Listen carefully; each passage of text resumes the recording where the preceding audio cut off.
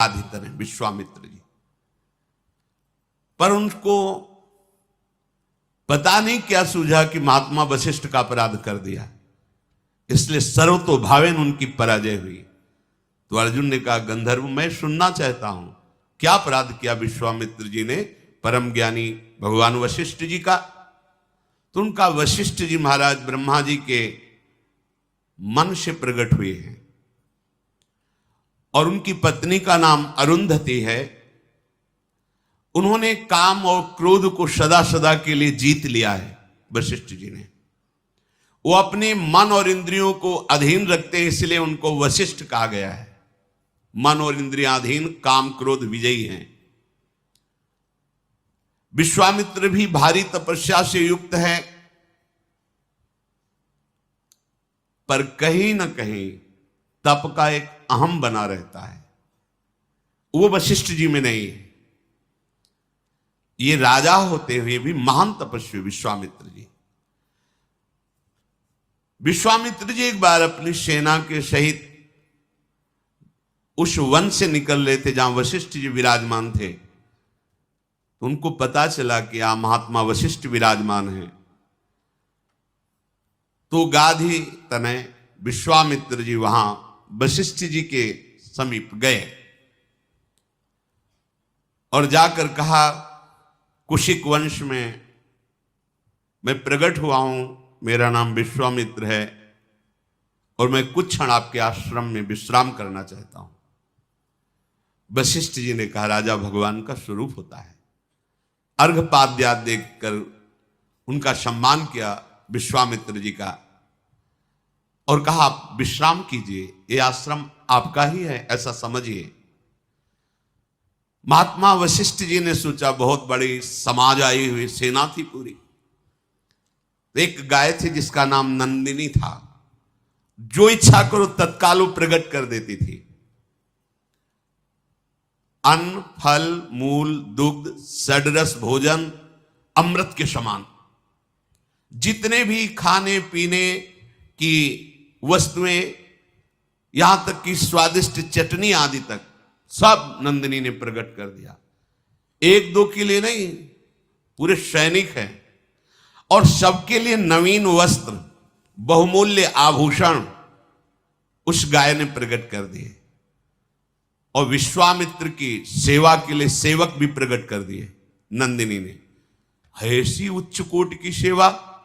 विश्वामित्र जी ने आपस में बात किया कि ऐसा तो हम भी नहीं कर सकते, राजा होते हुए ऐसी सेवा नहीं कर सकते जैसे महात्मा कर रहे हैं। सबको नवीन वस्त्र, आभूषण और सुंदर भोग सामग्री और सुंदर सजे हुए सेवक, ये सब इन महात्मा के पास कैसे है। तो गुप्तचर ने बताया कि महात्मा का चमत्कार नहीं, ये गाय का चमत्कार है। नंदिनी नाम की गाय, वो ऐसा। विश्वामित्र जी ने कहा, बाबा के पास ऐसी गाय थोड़ी होनी चाहिए, ये तो हमारे पास होनी चाहिए। विश्वामित्र जी ने वशिष्ठ जी के पास जाके कहा, 10 करोड़ गाय आपको दूंगा, जितने सेवक कहोगे, पर ये नंदिनी गाय अब हम ले जाएंगे। उनका नहीं, हम कोई क्रय विक्रय करने के लिए थोड़ी, ये तो आए हुए अतिथि सेवा के लिए और यज्ञ सामग्री के लिए विराजमान है। विश्वामित्र बोले, मैं क्षत्रिय धर्म से प्रेरित हूं, मुझे मांगना नहीं आता, तुम्हें प्रार्थना कर रहे हैं, मान लो। तुम तपस्वी ब्राह्मण हो, मैं तुम्हारा अपमान नहीं करना चाहता, सीधे गाय दे दो, यह है क्षत्रिय धर्म। मुझे पता है कि तुम शांत हो, जितात्मा हो, पर तुम हमारे बल को झेल नहीं सकते हो। वशिष्ठ जी से कहा, मैं महापराक्रमी दिव्यास्त्र का ज्ञाता हूं और राजा हूं, इसलिए आदेश करता हूं, ये गाय दे दो। वशिष्ठ जी ने कहा, तुम्हारे पास सेना है, तुम राजा हो, बाहुबल का भरोसा रखते हो, मैं तो एक भजन करने वाला ब्राह्मण हूं, तुम्हें जैसा रुचि वैसा कर लो, हमारी तरफ से ना है, और आपको जैसा, क्योंकि ये अतिथि सेवा और यज्ञ के लिए गाय है।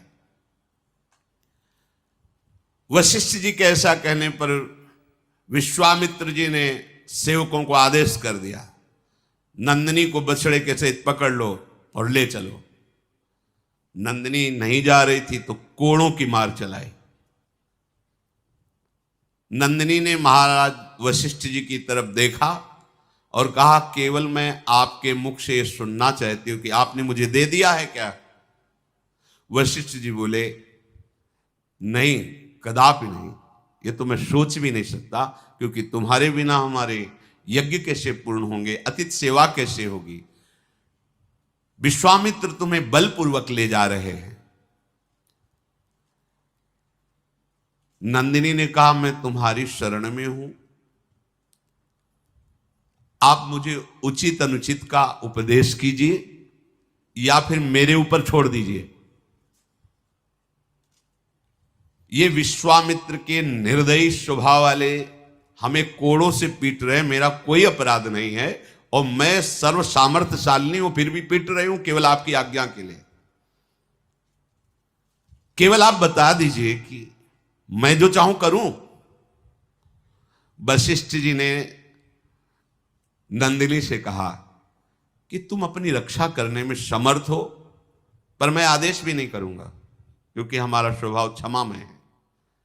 किसी को दंड दो ऐसा मैं आदेश, पर तुम समर्थ हो अपनी रक्षा करने के लिए और मैंने तुम्हारा त्याग नहीं किया है। बस इतना सुनते ही क्रोध से फुंकार करने लगी नंदिनी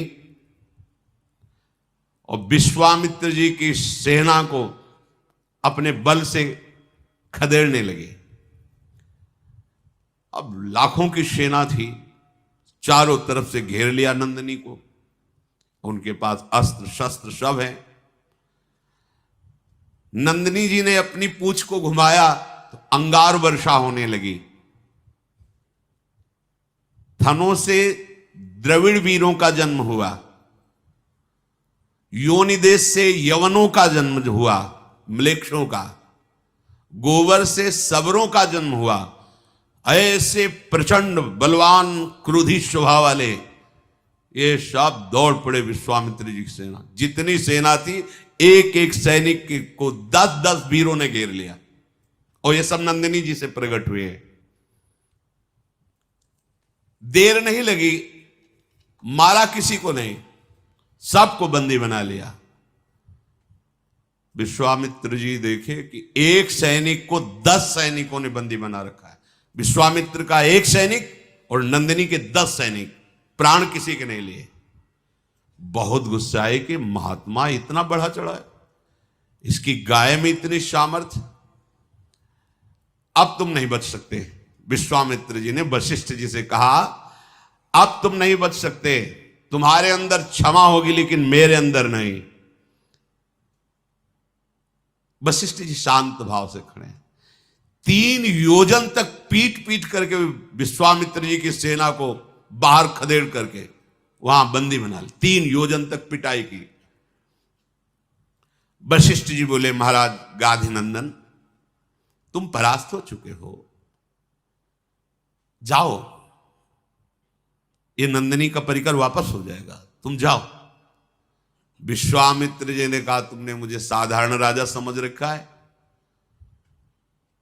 एक बांस की छड़ी लिए हुए वशिष्ठ जी खड़े थे।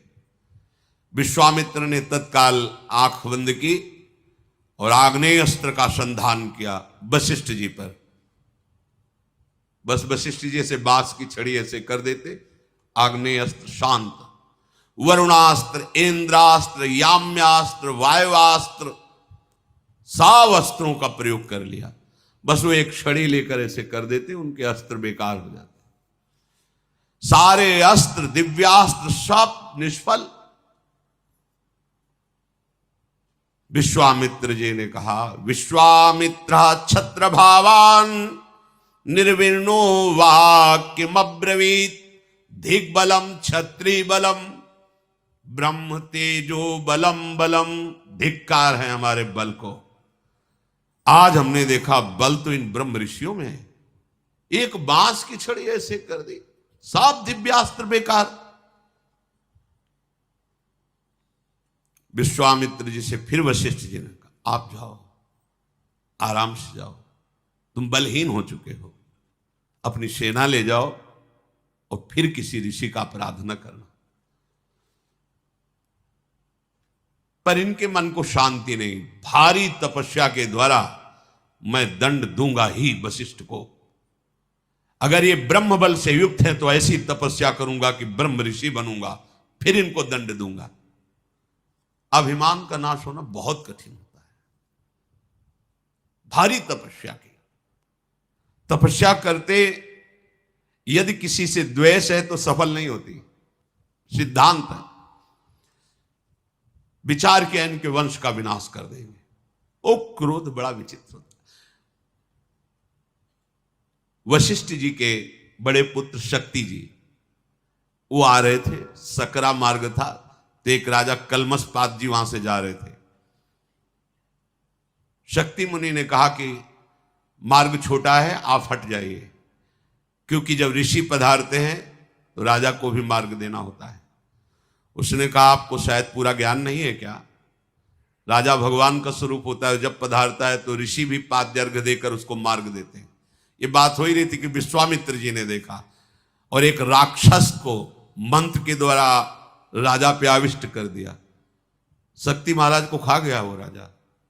100 पुत्र विश्वामित्र जी ने महाराज वशिष्ठ के राक्षस आवेश करा करके खवा दिए। भारी तपस्या में संलग्न। एक दिन रहा नहीं गया, सोचे आज तो जाकर वशिष्ठ जी को हम जैसे भी होगा मारेंगे। जब वहां गए तो अरुंधति जी कह रही थी देखो भगवान कितनी सुंदर चांदनी फैली हुई। वशिष्ठ जी ने कहा हाँ, महातपस्वी ब्रह्म ऋषि विश्वामित्र के जैसे तप प्रकाशित हो रहा है वैसे ये चांदनी प्रकाश। हार गए विश्वामित्र। मैंने 100 पुत्र मारा फिर भी क्रोध नहीं, और मेरी बात मेरी बड़ाई कर रहे। गए साष्टांग चरणों में लेट गए।